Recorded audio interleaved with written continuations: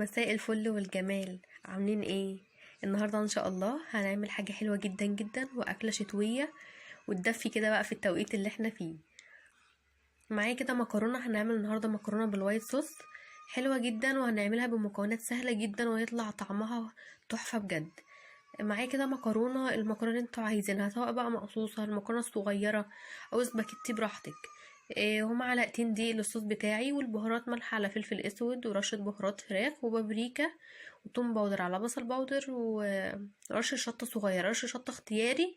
وانا حاطه برضو معايا ملح على فلفل اسود، الملح اللي على فلفل اسود ده طحنه معايا ورق لورا وحبهان ومستكه، الحاجات بقى الحلوه دي.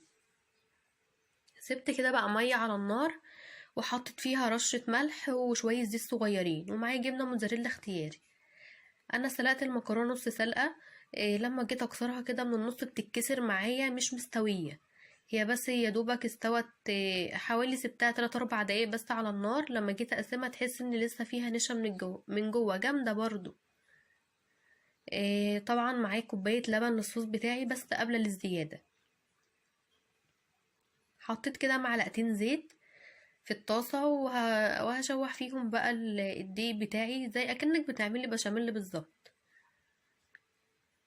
هنعملها بقى من غير كريمة لباني ولا اي حاجة من الحاجات اللي هي الغالية معانا دي، لا. هنعملها بحاجة حلوة جدا وهتبقى برضو بسيطة وطعمها بجد وهم. انا مش بسيب الدقيق يحمر خالص، انا بس بطلع منه الريحة بتاعت الدقيق. اول بس ما اشم ان هو خلاص اندمج معايا واخد كل الزيت، هحط عليه اللبن على طول. حابة انتي مثلا تحط كوباية لبن وكوباية شوربة تمام، او كوباية لبن وكوباية مية تمام خالص. حطيت بقى كده اللبن معايا، هبدأ بقى ادوب فيه الدقيق، بس انا هستخدم المضرب برضو علشان يبقى معايا ناعم اكتر. ممكن ما تعمليش المرحلة دي وتعمليها تضربي مثلا، او تحطي معلقة المعلقتين اللي احنا حطيناهم الدقيق مع كوباية اللبن وهي كده في الكوباية، وبعدين هتحطيهم على النار من غير زيت ولا اي حاجة تمام برضو. بس بحس ان الطريقة دي اكتر بتديها طعم وميزة زيادة، مش ان هي بتبقى بقى ايه دايت وكلام من ده، لا احنا عايزين حاجة بقى تدفي وحاجة حلوة كده.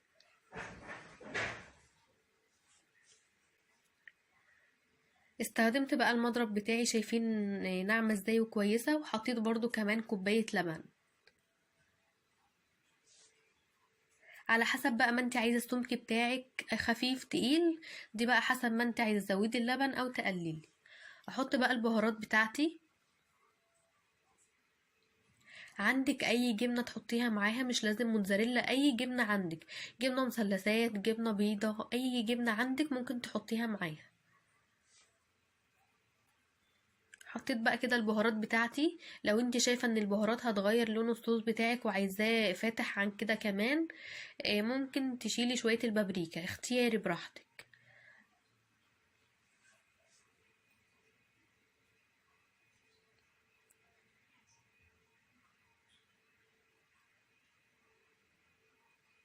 شايفين السمك عامل ازاي؟ انا حابة السمك كده، ولسه كمان هنخففه كمان شوية علشان لسه هنحط المكرونة. هحط بقى كده رشة جبنة موتزاريلا، مش هحطها كلها دلوقتي، هحط ايه رشة شوية بشوية. شايفين السمك بتاعي معايا حلو ازاي؟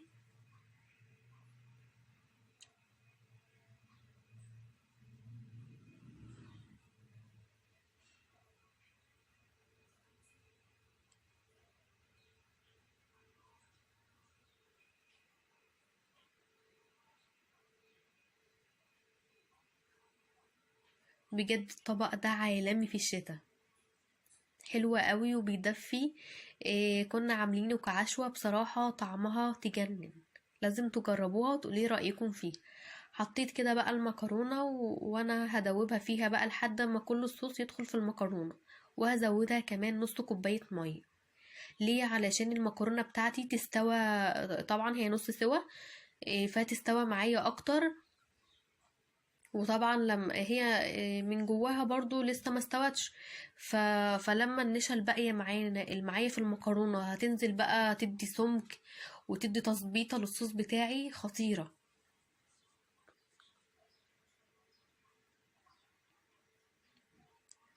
دي كده بعد ما زودتها نص كوباية المية هغطيها بقى واسيبها تكمل سوا. غلت بقى وبقت تمام، شايفين عاملة ازاي وشايفين السمك بتاعها، بصراحة تجنن.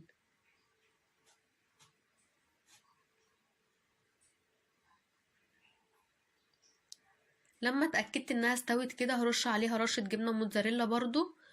او انت برضو ممكن تحطي اي جبنة عندك، مش لازم موتزاريلا والله. انا اوقات كتير بعملها من غير موتزاريلا.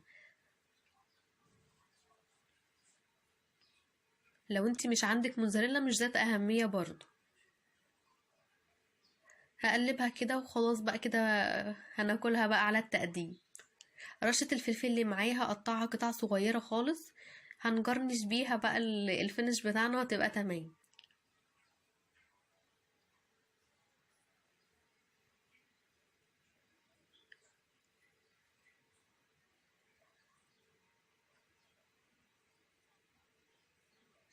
شايفين المطة بتاعت الجبنة الموتزاريلا وهي اصلا جوه المكرونة.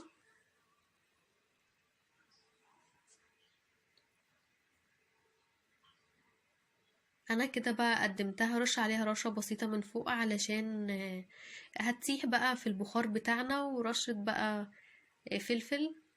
جرنش بقى بتاعنا حاجة على قدنا كده، بس بصراحة حلوة قوي.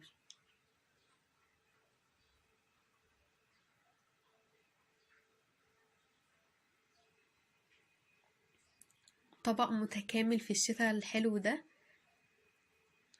ويدفي وحاجة كده مغذية وحاجة كانت اخر جمال والله.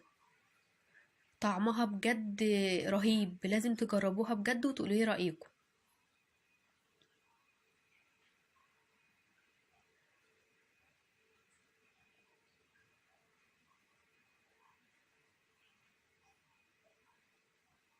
شايفين جمالها؟